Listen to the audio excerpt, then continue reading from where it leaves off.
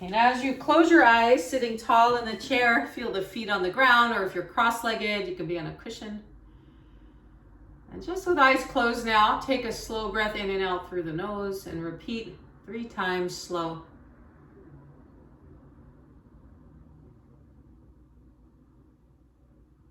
And just now, as you keep breathing, continue slow breathing, feel your body from with eyes closed. Sense it, not looking at it, but feel it. How does your back feel, your shoulders, your neck? Notice anything that's going on.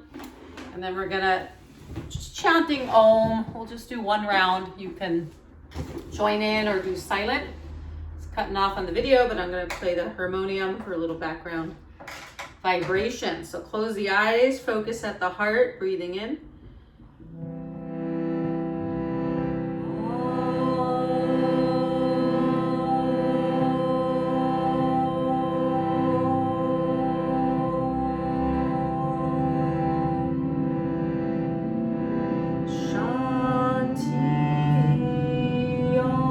Shanti for peace, for the year ahead, for ourselves and the whole world. Inhale together. Shanti.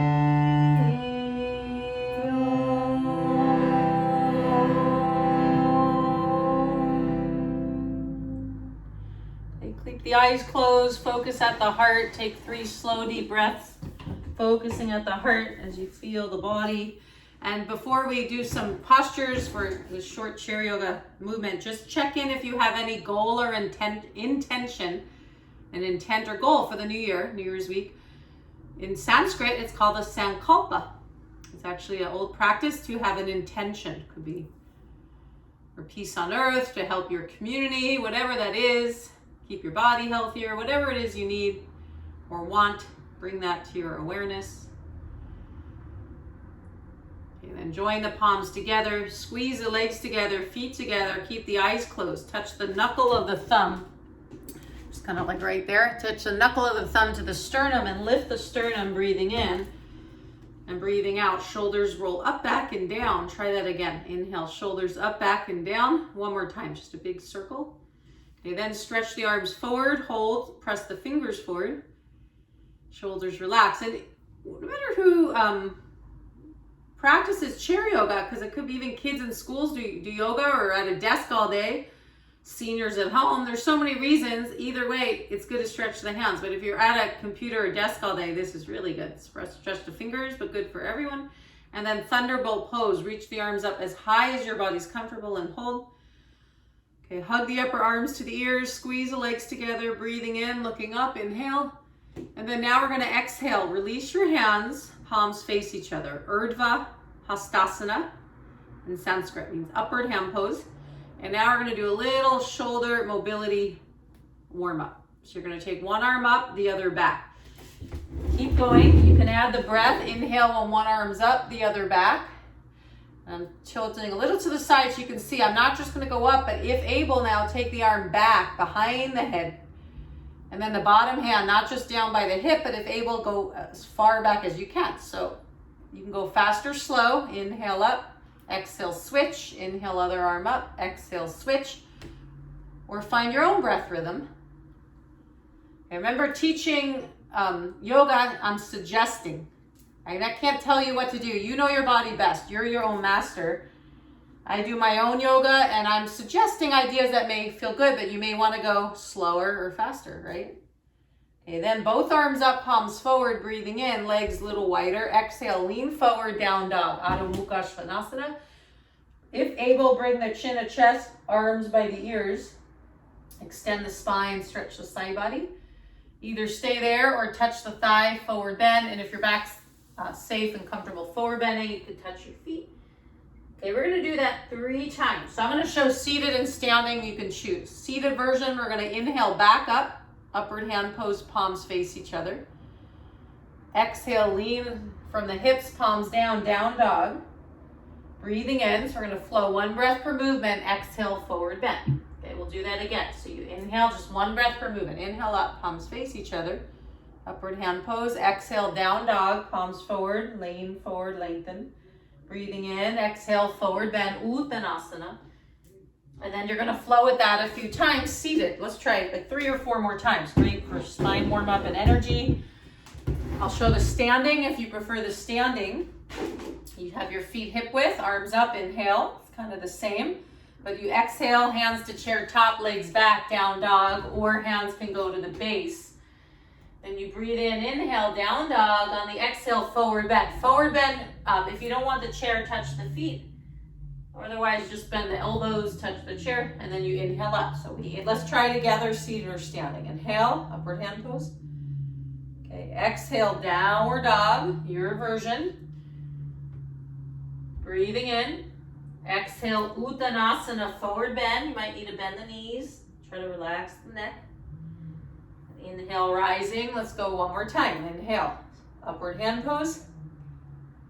Exhale, down dog. That's Urdhva Hastasana to Adho Mukha Svanasana. Inhale. Exhale, Uttanasana, forward bend. Touch the feet or floor or legs. Inhale, up. Good. And Tadasana, the mountain. Seated or standing, the same. Feet can be together, arms relaxed. Close the eyes, breathe. Observe the body.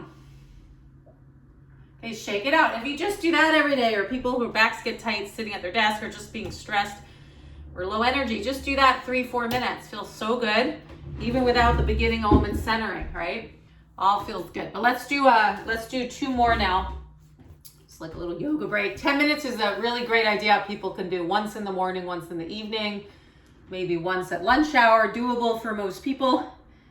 If you have pain like sciatica, people are more motivated to do this every day because you want to get rid of pain. But if you do it every day before the pain hits, you may prevent the pain.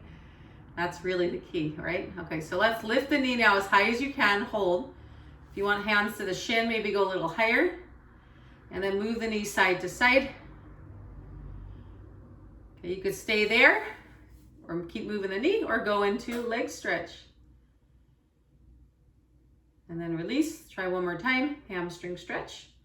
We're gonna do 3 poses on this one leg. So we did just a seated lunge, then some movement for the hip, and leg stretch, which could be hand to big toe pose for some, most it's not, it's just wherever you go. If you need more gentle, your heel can be on the ground and lean forward to stretch the hamstring there instead, which I also call head to knee pose, Janu Shirshasana. Okay, and then just for fun, the last one, but let's actually just close your eyes for a moment. Notice that leg you just did compared to the other. Notice the hip and the knee and the back, the lower back. So much better if you just do that every day, right? If you just do anything every day with practice, you get usually benefit. Okay, just for fun, we're gonna do either pigeon, ankle on thigh. I'm actually gonna teach what I did in my morning practice.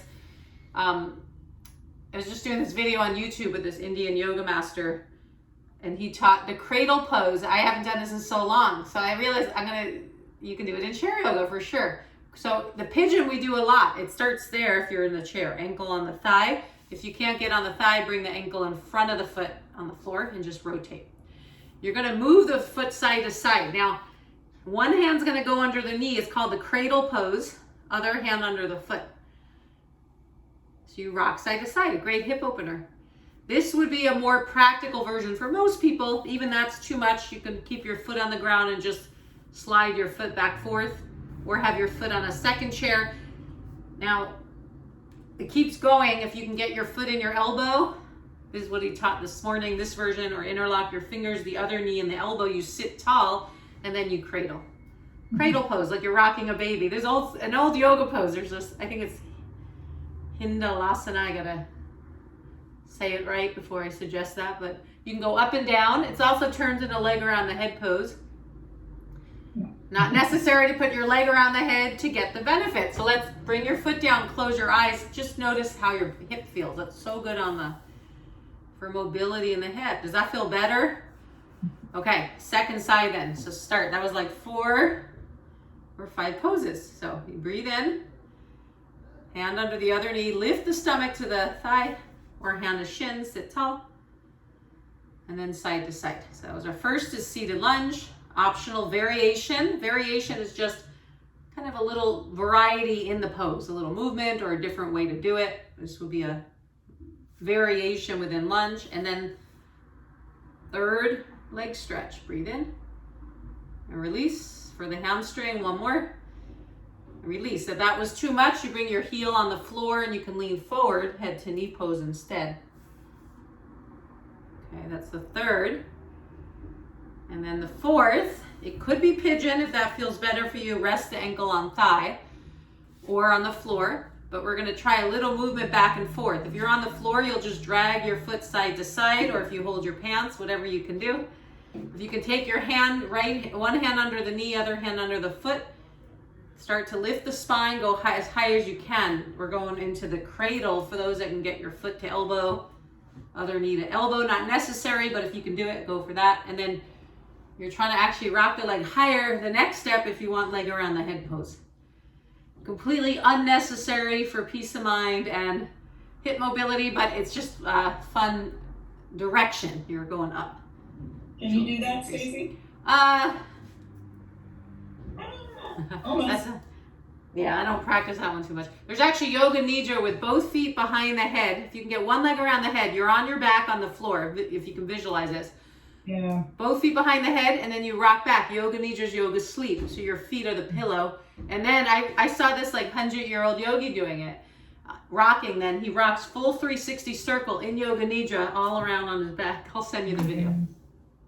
So what did you say is good for sciatica? This one, great for sciatica. This seated lunge. I teach these almost every office yoga class. People are at the desk, but it's good for seniors too. And then pigeon's good too, like that. So we've actually any kind of movement in the hip. It's not, yeah. Well, it's not just any kind of movement. Getting the knee above the hip joint tends to help, which is why that seated lunge can help. Whether you do it as a standing balance, whether you do that laying down on your back is nice too. I'm showing the chair version. You have to sit tall too. It's getting that knee above the hip for the angle, and then for floor, like stretching the low back may help too, bending the knees. But just for simplicity, two of the best probably, mostly pigeon, knee to chest. This one mostly. So people do this every day. They will prevent a lot of pain probably with sciatica, or maybe not get it. If they have it, that one every day. So. And that's in the sun salute, the chair sun salute too, right? Right. So they get it in if you do yoga every day. Okay, good work. Let's end with the hugging twist for the new year. Just give a little rock. Yay. A little rocking, relieve the upper back. And then other side, now close your eyes, focus at the heart. Think of your New Year's goal or intention. Okay, I'm going vegan. I didn't tell you that. There you go. Perfect. Vegan. That's my intention. Vegan. See how it goes. Love it. Vegan healthy eating goals. I'm here to support the journey. And now let's end with the arms up. Breathe in like you're holding the ceiling up. Exhale, sweeping the aura. Hands down and back. 2 more times. Breathe in. Hold the ceiling up. Exhale, down and back. Good. Last one. Inhale. Sweep your aura, clear the field for a new year. Stretch the arms up, breathe in. Exhale, hand to the heart, close the eyes. 3 slow, deep breaths now in silence.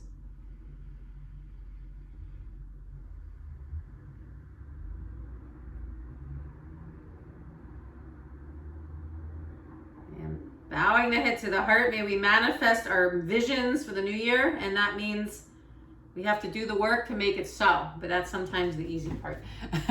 Create the vision, whatever that is, eating healthier, eating more plants, more vegan, doing more yoga, meditate, whatever that is. And then once you have the clear vision, the goal, you do the action steps. So, okay, good. Now, actually,